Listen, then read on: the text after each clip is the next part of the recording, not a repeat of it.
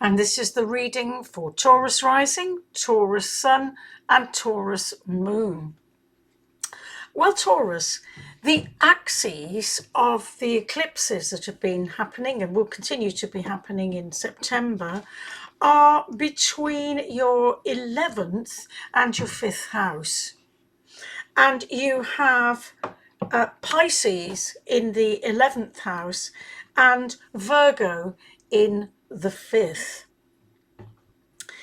You also have your ruler, Venus, moving into Virgo on the 19th of the month. And this Virgo here, Venus in Virgo is very concerned with beautiful things, making beauty, creating beauty. And that's coming into the 5th house there. Opposite, as I've said, Pisces in the 11th. Now, you also have a couple of aspects to your ruler Venus on the 16th, so shortly before she moves into Virgo. Your Venus forms a trine to Chiron in Aries. So that will be Venus in Leo forming a trine to Chiron in Aries. Now, this can be sudden lifts in your sense of self-worth. There may be, places where you felt unsure, those places where we feel embarrassed, ashamed, inadequate, etc. But Venus, which is about your self-values, is forming a positive trine there to Chiron. So that, I think, is an opportunity to improve your sense of self-value. Also on the, let me just see when this is it on the 10th? Yes, on the 10th. Venus will square Black Moon Lilith in Scorpio. And Scorpio, of course, is your opposite sign. And so anything that happens there has quite a resonance with you. And Venus, your ruler, is making the square. And Black Moon Lilith can be those parts of us which feel ignored, which feel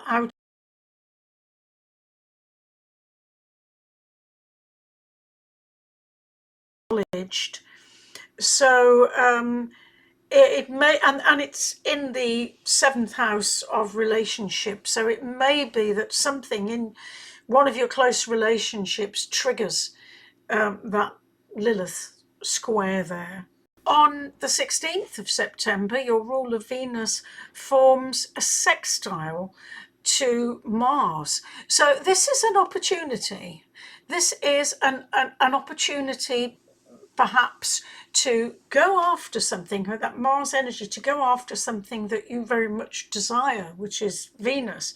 So there will be an opportunity that day. That will be a good day to put your energies into something that you're really chasing or really want. With Pisces in your 12th house, I think you were called to share the joy a little bit, to share joy out.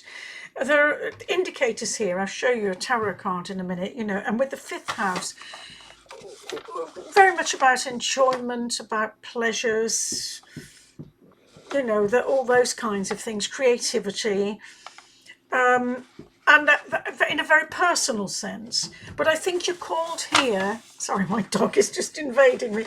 You're called here to put those out into the world a little bit. Don't sort of hug everything too much to yourself. Put something out there, into the general as well. So if we look at your card, it is this very beneficial card normally, the 10 of Pentacles. It's an indicator of family life, of the good life, of you know, accumulating things within the family and passing those on to other generations.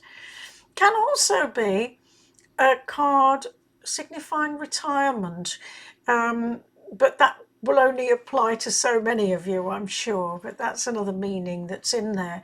But I think we're getting from this card that message as well. It's a big world there. Don't keep everything just for me and mine.